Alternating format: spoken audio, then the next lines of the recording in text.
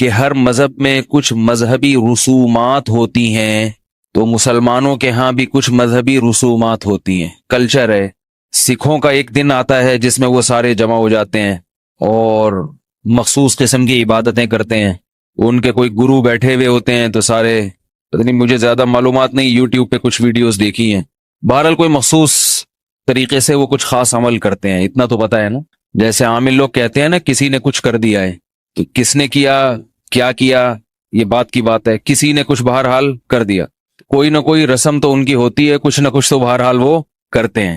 وہ رسومات کیا ہوتی ہیں، کیا کرتے ہیں، یہ بات کی بات ہے۔ تو بعض لوگوں کا خیال یہ ہے کہ ہر مذہب میں کچھ نہ کچھ اجتماعات ہوتے ہیں، تو مسلمانوں میں بھی ایک مذہبی رسم ہے جس کی بنا پر یہ کیا جاتا ہے، تو ایسا نہیں ہے۔ محض ایک مذہبی رسم کو پورا کرنے کے لیے اتنا دیوانہ ہو کر پوری دنیا سے بے تحاشا پروازوں کا اڑنا، اور ایسا اجتماع دنیا میں کہیں بھی نہیں ہوتا، اتنا بڑا اجتماع، اور اس میں پڑھے لکھے لوگ زیادہ ہوتے ہیں، اور کیا قربانیاں دیتے ہیں وہاں جا کر وہ، تو یہ کہیں بھی نہیں ہوتا دنیا میں۔ آپ اگر دوسری قوموں کی مذہبی رسومات کو دیکھیں گے تو یہ جذبہ آپ کو نہیں ملے گا اس میں۔ تو اللہ تعالیٰ نے اپنے بندوں سے نماز بھی پڑھوائی، زکوٰۃ بھی دلوائی، روزے بھی رکھوائے۔ ہر عبادت کا ایک فلسفہ ہے، اس کی ایک لاجک ہے۔ وہ فلسفہ ہماری سمجھ میں نہ بھی آئے تو ہم نے بہرحال کرنا ہے، لیکن اس کے باوجود ہر عبادت کے پیچھے کوئی نہ کوئی حکمت ہوتی ہے۔ حج کے پیچھے کیا حکمت ہے بھائی؟ سوال سمجھ میں آ رہا ہے کہ نہیں آ رہا؟ کبھی سوچنا چاہیے نا، حج کے پیچھے کیا حکمت ہے۔ یہ حکمت جب معلوم ہو جاتی ہے تو اس کا فائدہ یہ ہوتا ہے کہ آپ وہ عبادت اس حکمت کو سامنے رکھ کر کرتے ہیں کہ میرا ہدف یہ چیز حاصل کرنا ہے۔ دیکھیں، اگر حکمت معلوم نہ بھی ہو تو بھی کام تو کرنا ہے نا۔ آپ کو ڈاکٹر نے دوا دی، آپ میں 5 بیماریاں تھیں، سر میں درد بھی تھا، پیٹ میں مروڑ بھی ہے، کھانسی بھی ہے، نزلہ بھی ہے، اور اس کے علاوہ بھی 1-2 چیزیں، بی پی بھی ہائی ہوا ہے۔ ڈاکٹر نے 5 گولیاں دے دی آپ کو، ایک سر میں درد کی پیناڈول، نزلے کے لیے دے دی اس نے آپ کا سافٹین دے دی، اینٹی الرجی، کھانسی میں بھی چلے گی وہ، بلڈ پریشر کے لیے الگ دوا دے دی، پیٹ میں مروڑ کے لیے اس نے فلیجل دے دی۔ اب آپ کو ڈاکٹر پر اعتماد ہے، اطمینان ہے، ڈاکٹر نے 4 یا 5 گولیاں صبح ناشتے کے بعد پانی سے پھانک لینا، کھا لینا، ویسے پھانکی تو پھنکی جاتی ہے لیکن یہ کھا لینا۔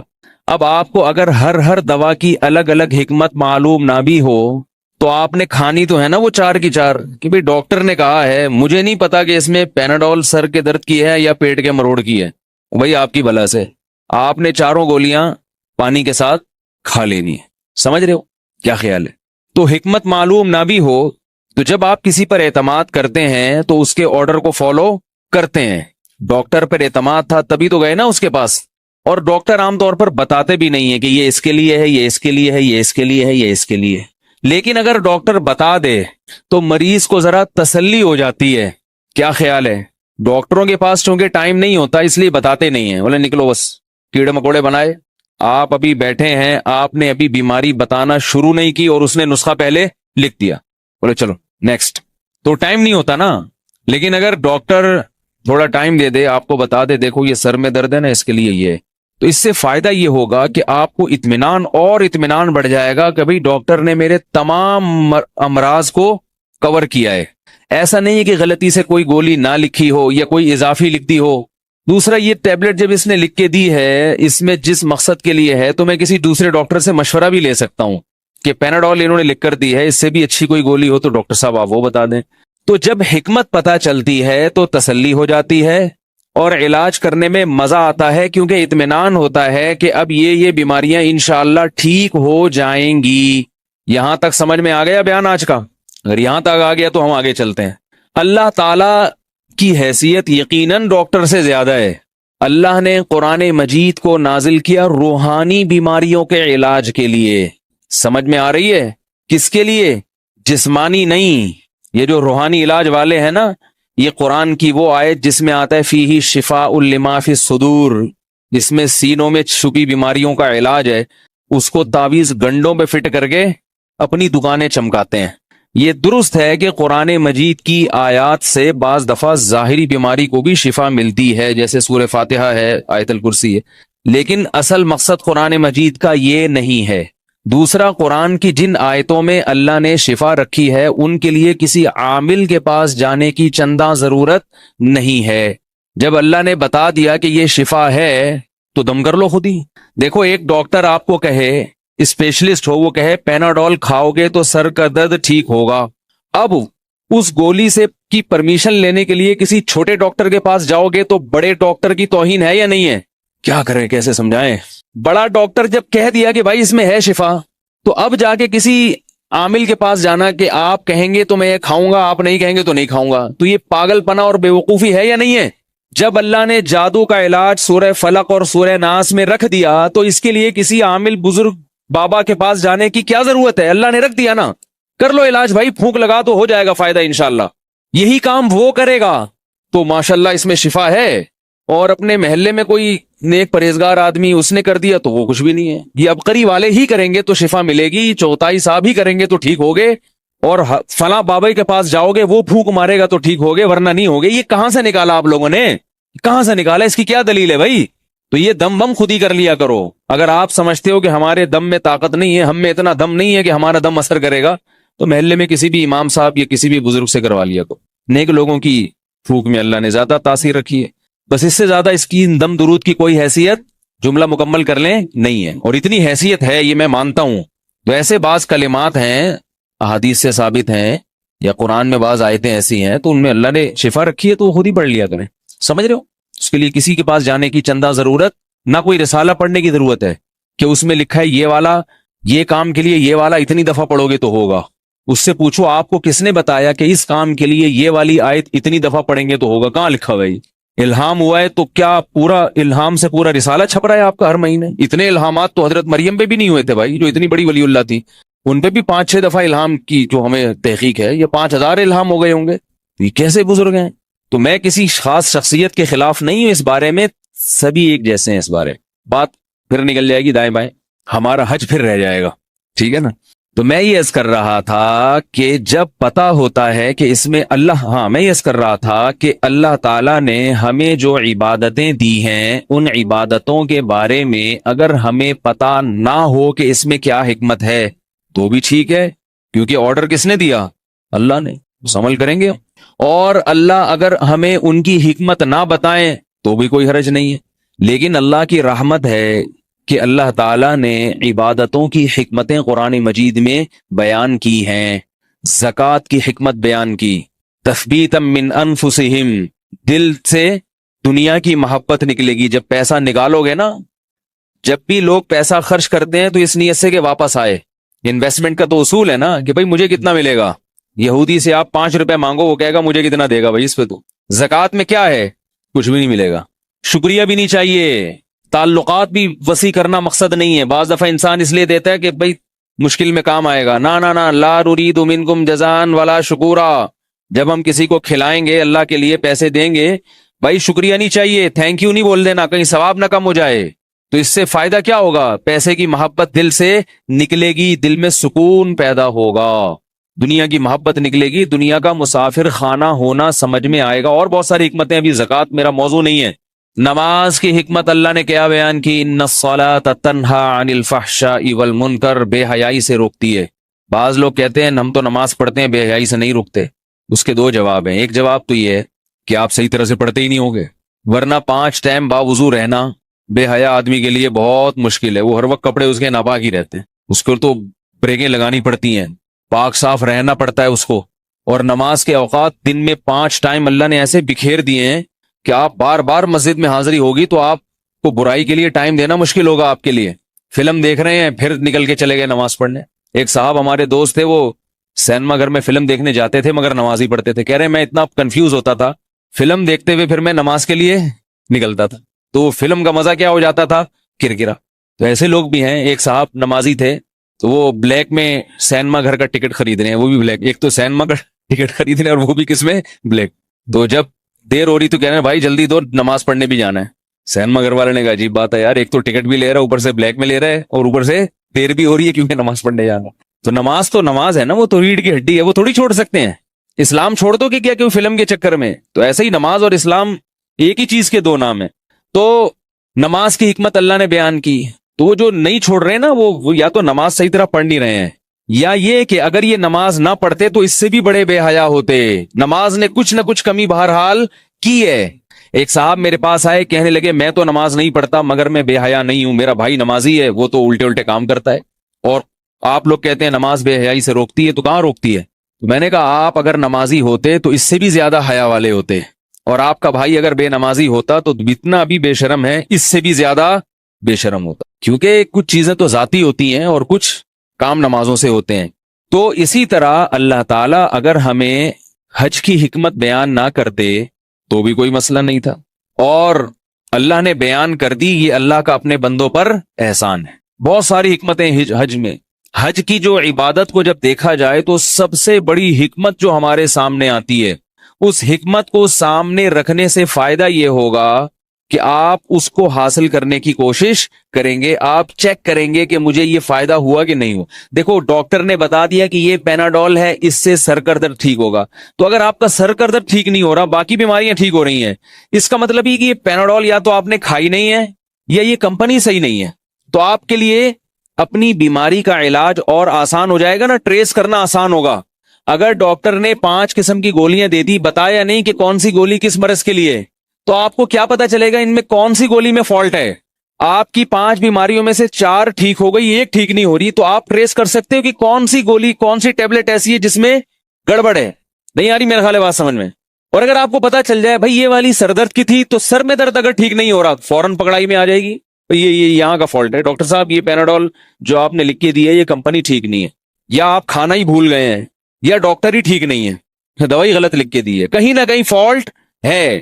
تو اللہ تعالیٰ نے حج کی حکمتیں بیان کی، اگر وہ حکمتیں ہمیں حاصل نہیں ہو رہی، اس کا مطلب یہ ہے کہ یا تو معاذ اللہ نقل کفر، اللہ نے جو حج کا فریضہ ہم پر رکھا وہ معاذ اللہ اللہ سے غلطی ہوئی ہے، ظاہر ہے ایسا نہیں ہو سکتا.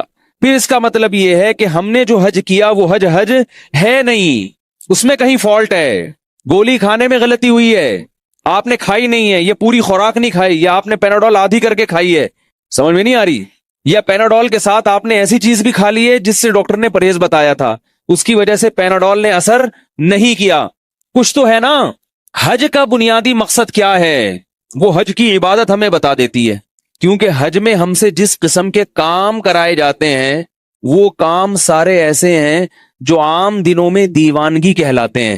دیکھو نماز کیسی خوبصورت عبادت ہے، آپ مسواک کرتے ہیں، دانت صاف کرتے ہیں، وضو کرتے ہیں، صاف ستھرے کپڑے پہن کر تمیز سے اللہ کے سامنے آ کے خاموشی سے کھڑے ہو جاتے ہیں، رکوع ہے، سجدہ ہے، اچھی عبادت ہے نا، اس کی ایک لاجک ہے.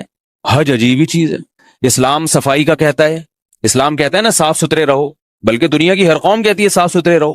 جتنی اسلام میں صفائی کی ہرس ہے، اسلام جتنا صفائی کے معاملے میں حساس ہے، اتنا تو دنیا کا کوئی مذہب کوئی قوم نہیں ہے. بہت سینسٹیو ہے اسلام، حساس کے صفائی کے معاملے میں. منہ کی پیاز کی بدبو کو برداشت نہیں کیا گیا، کچا پیاز کھا کے مسجد میں آنے پر پابندی لگا دی، تو بھی سانس میں بو آئے گی، تو تمباکو گٹکے سگریٹ کے بعد کہاں اجازت ہوگی؟ بہت سینسٹیو ہے اسلام. خوشبو، اسلام میں خوشبو کو بہت پسند کیا گیا. نبی صلی اللہ علیہ وسلم خوشبو سے نہا کے گھر سے نکلتے تھے، اتنے ہوا. جب نبی صلی اللہ علیہ وسلم گھر سے نکلتے تو صحابہ کہتے ہیں کہ ہمیں خوشبو کے جھونکوں سے علم ہو جاتا تھا کہ آپ تشریف لا رہے ہیں. میں بار بار کہتا ہوں ایک خوشبو وہ ہوتی ہے جو بدبو ختم کرنے کے لیے، اسلام میں وہ والی خوشبو کا تصور نہیں ہے. بعض غیر مسلم قومیں، سب کی بات نہیں کر رہا، بعض غیر مسلم قومیں ایسی ہیں کہ وہ اپنی بدبو کو ختم کرنے کے لیے اسپرے کا استعمال کرتے ہیں. اسلام میں خوشبو کا یہ مطلب نہیں ہے. بدبو ختم کرنے کے لیے نہانے کا، مسواک کا، ان چیزوں کا حکم ہے. بیری کے پتوں سے نہائیں یا صابن سے نہائیں. بدبو جب ختم ہوگی تو پھر اضافی چیز ہے یہ خوشبو. سمجھ رہے ہو کہ نہیں سمجھ رہے؟ ورنہ نبی کہتے کہ جو پیاز کھائے منہ میں اسپرے کر کے آئے. یہ کہتے نا نبی، بھائی جس نے کچا پیاز کھایا ہو وہ منہ میں کیا کر کے آئے؟ اسپرے کر کے آئے. نہ پیاز کی بدبو کو پہلے ختم کرے پھر خوشبو پیدا کرے. تو خوشبو کا استعمال، میل کچیل کو دور رکھنا، پراپر ڈریس پہننا. اگر آپ نماز میں پراپر ڈریس نہیں استعمال کرتے، علماء کیا کہتے ہیں؟ آپ کی نماز مکروہ تحریمی ہے، واجب الاعادہ ہے. خذوا زینتکم عند کل مسجد، اللہ نے فرمایا ہر نماز کے وقت زینت اختیار کرو، پراپر ڈریس پہنو. زینت کا مطلب کیا ہے؟ مزین، برہنہ ہو کے یا ایسے اوٹ پٹانگ طریقے سے نہیں مسجد میں آ جایا کرو.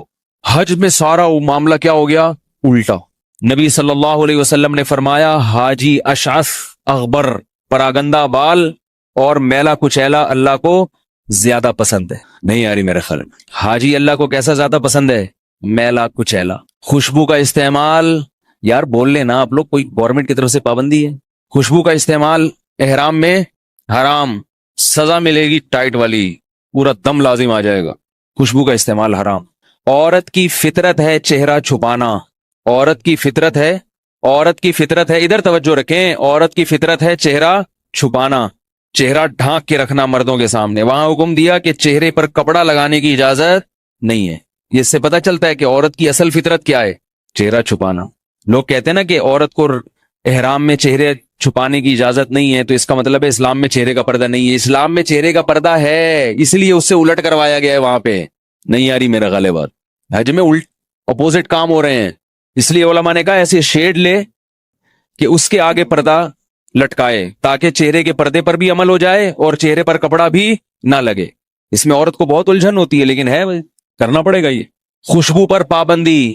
عام دنوں میں حکم یہ ہے کہ بال، بغلوں کے بال اور زیر ناف بال بڑھانے کی اجازت. یار بول لیا کریں، کیا پیسے لے رہا ہوں کیا میں آپ لوگوں سے؟ کچھ تھوڑا سا ہمارا بھی خیال کر لیں. میں آپ جب ساتھ دیں گے تو مجھے بولنے میں آسانی ہوگی. پنجاب میں جائیں، وہ خطیب لوگ نعرے لگواتے ہیں، اس کے بغیر وہ بیان نہیں کرواتے. تھوڑی تھوڑی دیر بعد پڑھیں، اونچی آواز سے پڑھو درود شریف پڑھو، شاباش، پھر اونچی آواز سے سبحان اللہ. میں تو کچھ بھی نہیں کہلوا رہا آپ سے، آپ کے کراچی والے ہونے کا میں یعنی اس کی رعایت کر رہا ہوں. ورنہ پنجاب میں جب خطیب بیان کرتا ہے آرام سے بیٹھنے نہیں دیتا وہ سننے والوں کو. تو میں تو نہ نعرے لگوا رہا ہوں آپ سے، میں کہتا ہوں بھائی جو بات کہوں سوال پوچھو تو جواب دے دیا کریں. تو اب مجھے ایک بات بتائیے، ہاں حکم ہے نا کہ بغلوں کے بال لینے چاہیے کیونکہ گندگی ہوتی ہے، 40 دن سے زیادہ ہو جائیں تو نماز مکروہ ہو جاتی ہے. حج میں اجازت ہے؟ نہیں، ایسے ہی رہنے دو میلے کچیلے. اب تو بہت جلدی جلدی حج ہو جاتا ہے. جب صحابہ کے دور میں کیا ہوتا ہوگا، جب مدینہ سے چلتے ہوں گے کئی مہینے ایسے واقعات ہوتے تھے سر میں جوئیں پڑ جاتی تھی اور نیچے گر رہی ہوتی تھی وہ جوئیں. صحابہ کے ہاں ایسا ہوا کرتا تھا، آسان نہیں تھا حج. کتنی پابندیاں. عام حالات میں بال بڑے کرنا یہ زینت ہے. عورت کی تو ہے ہی زینت، مرد کی بھی زینت. نبی صلی اللہ علیہ وسلم کے پٹوں والے بال تھے. ٹنڈ جو ہے نا، یہ ایک آزمائش ہے اللہ کی طرف سے، یہ یاد رکھو. یہ جو لوگ کہتے ہیں نا گنجا ہونا سنت ہے، غلط. ٹنڈ اللہ کی طرف سے کیا ہے؟ حدیث سے ثابت ہے. یہ حدیث میں آتا ہے پچھلی امتوں میں 3 آدمی تھے، ایک کوڑ کا مریض، ایک کی ٹنڈ تھی اور ایک بہت غریب تھا، کھانے پینے کو روٹی نہیں تھی. ایک فرشتہ آیا اللہ کی طرف سے، اس نے ان کو آزمایا اور اللہ کے حکم سے تینوں کو کہا بھی کیا چاہیے. جو ٹنڈ جس کی تھی اس نے کہا دنیا کی سب سے بڑی خواہش میری ہے کہ میرے سر پہ بال ہو گئے. جو بہت ہی غریب تھا اس نے کہا میری خواہش ہے کہ مجھے مال مل جائے. جو کوڑ کا مریض تھا اس نے کہا اس بیماری سے لوگ دور بھاگتی تھی. تو سب کی بیماری اللہ کے حکم سے ٹھیک ہو گئی. پھر اللہ نے ان کو آزمایا، لمبا واقعہ ہے. لیکن اس حدیث سے کیا پتہ چلتا ہے کہ ٹنڈ کیا ہے؟ تو آزمائش اگر قدرت کی طرف سے ہو صبر کرنا چاہیے، جو کہ ایک عمر کے بعد خود بخود ہونا شروع ہو جاتی. اور اگر آپ پہلے سے ہی ٹینڈ کروانا شروع کر دیں تو اگر آپ کو گرمی لگ رہی ہے اس لیے ٹینڈ کروا رہے ہیں، ٹھیک ہے. یہ بعض لوگوں کی ایسی فیس کی جو بناوٹ ہے وہ ایسی ہوتی ہے کہ ان پہ ٹینڈ جچتی ہے، ٹھیک ہے نا. تو ٹھیک ہے، اگر کسی پہ جچ رہی ہے تو جائز ہے. عورت کے لیے جائز نہیں ہے، مرد کے لیے جائز ہے. بھائی اگر تم ٹینڈ میں اچھے لگ رہے ہو، بالکل گول صحیح ہے. لیکن عمومی طور پر کیا ہے، وہ کسی شاعر نے کہا ہے نا، حسن تیرا اس طرح سالم رہا، سر منڈانے پر بھی تو ظالم رہا ہے. بھائی ایک عاشق تھا نا اپنے معشوق، ایک خاتون عاشق ہو گئی کسی مرد پہ، اس کی زلفوں پہ عاشق ہو گئی. اس نے عشق ختم کرنے کے لیے ٹینڈ کرا لی کہ تاکہ اس عورت سے جان چھوٹ جائے. تو اس خاتون نے یہ شعر کہا، حسن تیرا اس طرح سالم رہا، صحیح سالم ہے بالکل، سر منڈانے پر بھی تو ظالم رہا. کوئی فرق نہیں پڑا سر منڈانے پر. تو لیکن عام حالات میں ٹینڈ کیا سمجھی جاتی ہے؟ آزمائش. اس لیے شریعت نے ٹینڈ کا ہمیں حکم نہیں دیا. بھئی زینت ہے. قل من حرم زینت اللہ التی اخرج لعبادہ، فرمایا کون ہے جس نے اللہ کی زینت کو حرام قرار دے. اس لیے بال رکھو. اور دینداروں کو میں اس لیے خاص طور پہ بال رکھنے کا کہتا ہوں کہ وہ دین کی عکاسی کرتے ہیں. اگر ان کا حلیہ اچھا نہیں ہوگا تو اس سے دین بدنام ہوتا ہے. لوگ کہتے ہیں ان کو مذہب نے ایسا سکھایا، حالانکہ مذہب تھوڑی سکھا رہا ہے ان کو. مذہب تو کہہ رہا ہے ان اللہ جمیل یحب الجمال، اللہ جمیل ہیں اور جمال کو پسند کرتے ہیں. ہاں جمال کی ایک حد ہوتی ہے، چھچورا پن اچھا نہیں ہے. وہ پھر کبھی اور بیان کروں گا، اس پر کئی دفعہ کر بھی چکا ہوں. ایسا نہ ہو کہ بالکل ہی ایسے انگوٹھیاں، یہاں 5 انگوٹھیاں پہنی ہوئی ہیں، مرد کی بات کر رہا ہوں، اور وہ کیا کیا پہنا ہوا ہے، شامیانے پہن کے گھوم رہے ہیں پورے. تو حج میں ہم احرام اترتا نہیں ہے جب تک سر پہ استرا نہ چلے. بالکل صفا چٹ. جتنے عمرے کرو گے اتنی ہی دفعہ استرا سر پہ چلے گا. اب آپ مجھے ایک بات بتاؤ, یہ آپ نے اتنی قربانی دی اللہ کے لیے, مینا میں 5 دن گزارے, رمی میں کتنی تھکاوٹ ہوتی ہے, قربانی بھی کر لی, 5-6 لاکھ روپے بھی خرچ کر لیے, کب سے آپ گورنمنٹ کے اداروں کے دھکے بھی کھا رہے تھے, اتنے پروسیس سے گزرنے کے بعد جب آپ نے عرفہ کا وقوف کیا, مزدلفہ گئے, اس کے بعد رمی کی, تو اب تو اللہ کی طرف سے انعام یہ ملنا چاہیے تھا, بھائی تم نے بہت ہمارے لیے قربانی دی ہے. اب کیا ہے کہ جن کے سر پہ بال نہیں بھی ہیں, حاجیوں کو کیسا تیل دیا جاتا گورنمنٹ کی طرف سے کہ وہ لگائیں گے تو سر پہ بال اگائیں گے. ایسا ہونا چاہیے نا, اللہ کی طرف سے گفٹ ملنا چاہیے. کیا خیال ہے بھائی؟ لیکن یہ عجیب انعام ہے, سارے کام ہو گئے, اب احرام کھولنے کا ٹائم آیا تو اللہ فرماتے جب تک ٹنڈ نہیں کراؤ گے احرام سے نکلو گے نہیں. لے بھیا. اور ایک دوسری طرف یہ بھی کہتے ہیں حاجی اللہ کے مہمان ہیں, آپ کے ہاں کوئی مہمان آئے اس کی ٹنڈ کرا کے بھیج دو, وہ کیا بولے گا یار یہ کیسے مہمان تھے بھائی, ہم ان کے گھر گئے تھے اور نہ انہوں نے ہمیں کھلایا نہ انہوں نے ہمیں پلایا, ہم ہی ان کے لیے گفٹ بھی لے کر گئے, ہم ہی نہیں میزبان کو تحفے بھی دیے, اور واپسی پہ چلو کچھ انہوں نے تحفہ نہیں دیا ہے بھائی, یا کوئی اکرام نہیں کیا تو ویسے ہی آنے دیتے جیسے ہم گئے تھے. واپسی پہ کیا کیا, پکڑا نائی کو بلایا, سر مڑا کے بولے چلو شاباش نکلو ہے بھائی. اس کی کوئی لاجک سمجھ میں آتی ہے؟ یہ کیا ہو رہا ہے بھائی؟ لیکن ہو رہا ہے, ہو یہی رہا ہے. تو کیوں اللہ تعالیٰ یہ سارے کام کر رہے ہیں؟ کیوں ہمیں حکم دیا جا رہا ہے کہ صفا اور مروہ پہ دوڑو؟ اے اللہ, حضرت ہاجرہ دوڑ گئی تھی ایک دفعہ, اب ہم دوڑ کے کیا, بس ٹھیک ہے ہمیں پتہ چل گیا بہت بڑی قربانی تھی, ہمیں کیوں کہا جا رہا ہے کہ ہم بھی یہاں سے وہاں دوڑیں, وہاں سے یہاں دوڑیں اور اللہ کے گھر کے گرد گول گول چکر کاٹیں؟ یہ کون سی عبادت ہے بھائی؟ رکوع تو عبادت سمجھ میں آتی ہے, جھک جانا, سبحان ربی العظیم کہنا, ناک سجدے میں رکھ کے رگڑنا اور سبحان ربی الاعلیٰ کی صدائیں لگانا, یہ گول گول چکر کاٹنا یہ کون سی عبادت ہے؟ عام حالات میں حکم ہے ذکر آہستہ آواز سے کیا جائے, کیونکہ اللہ کو جنون اور دیوانگی پسند نہیں ہے. صحابہ زور زور سے ذکر کر رہے تھے, آپ صلی اللہ علیہ وسلم نے منع فرمایا, تم جس ذات کو پکارتے ہو وہ معاذ اللہ بہرا نہیں ہے, وہ تو سنتا ہے. آہستہ ذکر. یہ جو مسجدوں میں چیخ چیخ کے ذکر کی محفلیں آج کل ہو رہی ہیں, یہ صحیح نہیں ہے, غلط ہے. یہ صحابہ کے دور میں اس کا کوئی تصور نہیں ملتا.